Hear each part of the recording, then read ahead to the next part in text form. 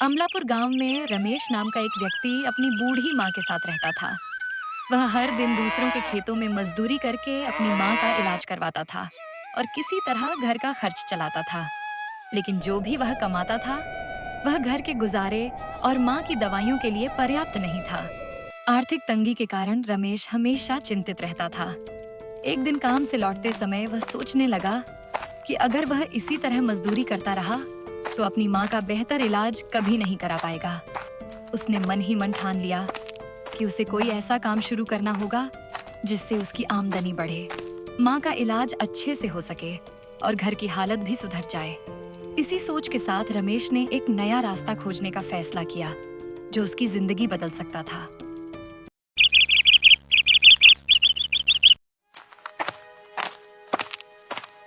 अरे रमेश, कैसे हो? बहुत दिनों बाद दिखाई दिए हो। हाँ रघु, क्या बताऊं, मैं बहुत परेशान हूँ। माँ के इलाज के लिए पैसे कम पड़ रहे हैं और हर दिन मेहनत मजदूरी करने के बाद भी कुछ बचत नहीं हो पा रही है। घर का खर्च, दवाइयों का कपरेस्ट और बाकी जरूरतें पूरी करते करते सारी कमाई खत्म हो जाती है। इसी वजह से मैं पिछले कई दिनों से बहुत चिंता में हूँ। मैं सोच रहा था कि कोई नया काम शुरू करूं जिससे थोड़ी ज्यादा कमाई हो सके और माँ का इलाज भी अच्छे से करवा सकूं। तभी मुझे तुम्हारी याद आई। मैंने सोचा कि तुम मेहनती और समझदार आदमी हो, शायद मुझे कोई अच्छी सलाह दे सको। इसलिए आज खास तौर पर तुमसे मिलने चला आया हूं। तुम क्या करने का सोच रहे हो, बताओ। अगर कोई नया विचार या योजना मन में है तो खुलकर बताओ। हो सकता है मैं भी तुम्हारी कुछ मदद कर सकूं या कोई अच्छी सलाह दे सकूं। शहर में ये पानी पूरी बहुत ज्यादा बिकती है। मैंने सोचा है कि मैं भी पानी पूरी बेचने का काम शुरू करूं। लोगों को ये बहुत पसंद आती है और इसकी मांग भी हमेशा बनी रहती है। अगर मेरा काम चल पड़ा तो घर की आमदनी बढ़ सकती है और मैं अपनी माँ का इलाज भी अच्छे से करवा पाऊंगा। लेकिन सबसे बड़ी समस्या पैसों की है। मेरे पास इतना पैसा नहीं है कि ठेला, बर्तन, सामग्री और बाकी जरूरी सामान खरीद सकूं। अरे यार, मैं हूं ना तुम्हारा दोस्त। तुम इतनी चिंता क्यों कर रहे हो? मैं तुम्हारी मदद करूंगा। ये लो कुछ पैसे, इन्हें लेकर तुम अपना काम अच्छे से शुरू करो। थैला खरीदो, जरूरी बर्तन और सामान लो और पूरे मन लगाकर मेहनत करो। और सुनो, इन पैसों की चिंता बिल्कुल मत करना। जब तुम्हारा काम अच्छी तरह चल पड़े और तुम कमाने लगो, तभी मुझे पैसे वापस देना। अभी तुम्हारे लिए सबसे जरूरी तुम्हारी माँ का इलाज और तुम्हारे नए काम की शुरुआत है। रमेश अगले सुबह बहुत जल्दी उठ गया। उसके मन में अपने नए काम को लेकर उत्साह और उम्मीद दोनों थी। वह बाजार गया और पानी पूरी बनाने के लिए जरूरी सभी सामान खरीद लाया। उसने सूजी, आटा, मसाले, आलू, चने, इमली, पुदीना और बाकी सभी आवश्यक चीजें जुटाईं। घर पहुंचकर रमेश पूरे मन लगाकर काम में जुट गया। उसने स्वादिष्ट मसालेदार पानी तैयार किया, आलू और चने का मिश्रण बनाया और कुरकुरी पूरियां भी तैयार कर लीं। उसकी बूढ़ी माँ भी उसकी मदद कर रही थी। माँ बेटे को मेहनत करते देखकर बहुत खुश थी और बार बार उसे हिम्मत बंधा रही थी। जब सारी तैयारी पूरी हो गई तो रमेश अपना ठेला लेकर गांव के चौराहे पर पहुंचा और वहां पानी पूरी का ठेला लगा दिया। उसे उम्मीद थी कि जल्द ही ग्राहक आने शुरू हो जाएंगे, लेकिन कुछ घंटे बीत जाने के बाद भी उसकी दुकान पर कोई खास भीड़ नहीं आई। इक्का दुक्का लोग ठेले को देखकर आगे बढ़ जाते थे। ये देखकर रमेश थोड़ा निराश होने लगा। उसी समय पास की दुकान चलाने वाला मोमोज रतन वहां आया और कहने लगा, रमेश, तुम यहाँ पानी पूरी क्यों बेच रहे हो? क्या तुम्हें पता नहीं कि इसी चौराहे पर मेरी मोमोज की दुकान है? एक बात अच्छी तरह याद रखना, इस इलाके के लोग मेरे मोमोज के इतने दीवाने हैं कि कोई भी मेरी दुकान छोड़कर तुम्हारे ठेले पर नहीं आएगा। तुम चाहे जितनी मेहनत कर लो, लेकिन यहाँ तुम्हारा काम चलना बहुत मुश्किल है। रतन ने बहुत घमंड के साथ रमेश को ताना मारा और हंसते हुए अपने ठेले की ओर चल पड़ा।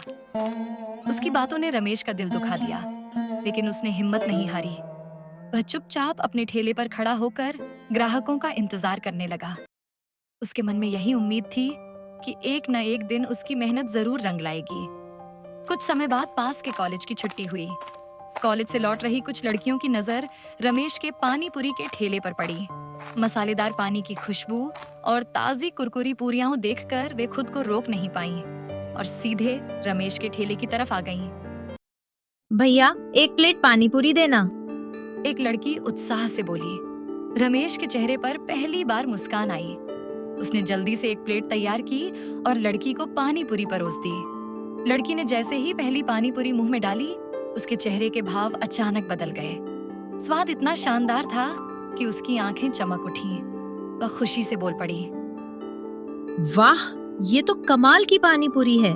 मैंने इतनी स्वादिष्ट पानी पूरी पहले कभी नहीं खाई।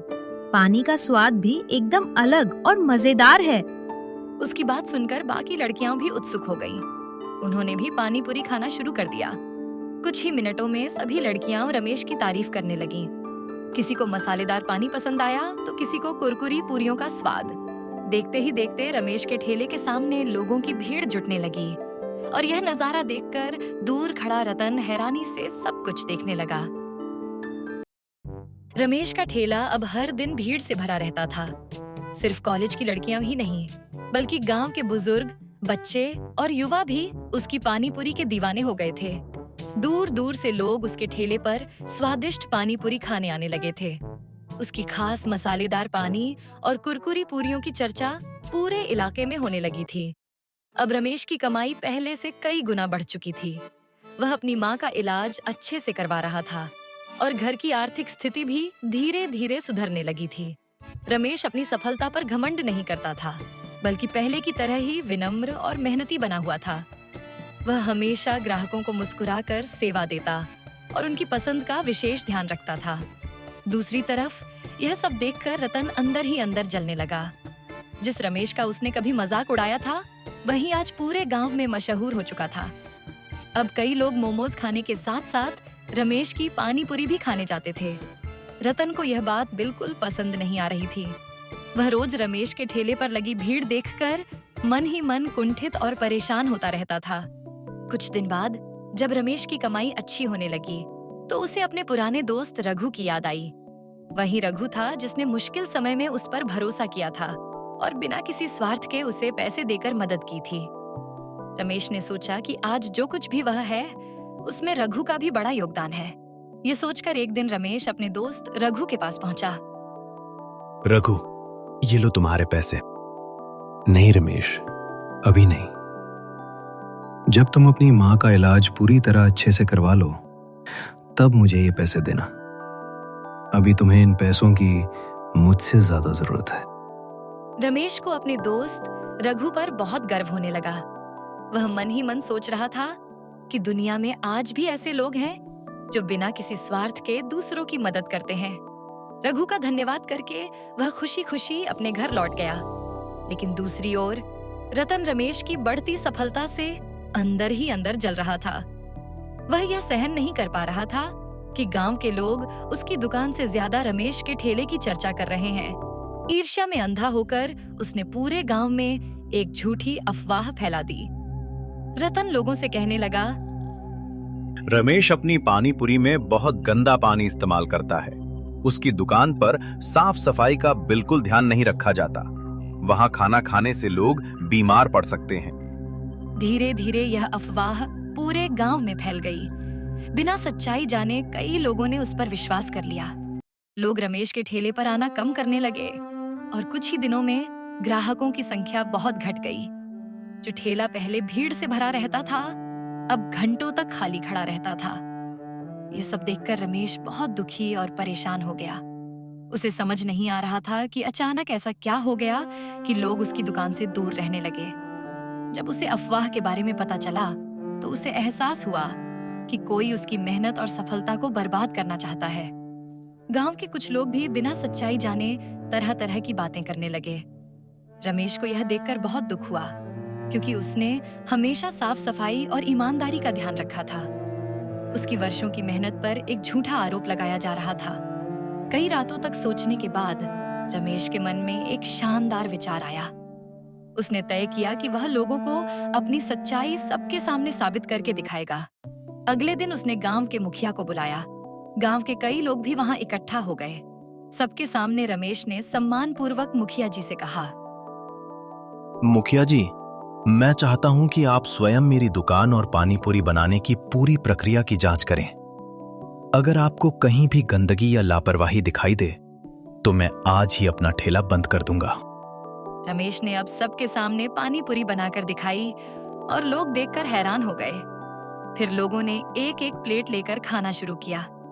जैसे ही उन्होंने पानी पूरी का स्वाद चखा, उन्हें पता चला कि इसका स्वाद तो पहले जैसा ही है।